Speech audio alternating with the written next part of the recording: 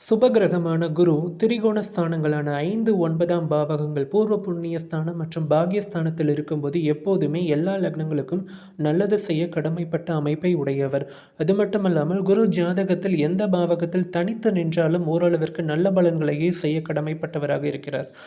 ஏனென்றால் பூரண சுபர் தனித்து இருக்கும்போது எந்த கிரக ஆதிக்கத்தையும் நெருக்கமாக கொள்ளாமல் இருக்கும்போது அவர் தனித்த நிலையில் சுபத்தன்மையோடு செயல்படுகின்றார். நல்ல பலன்களை கொடுக்க கடமைப்பட்டவராகிறார்.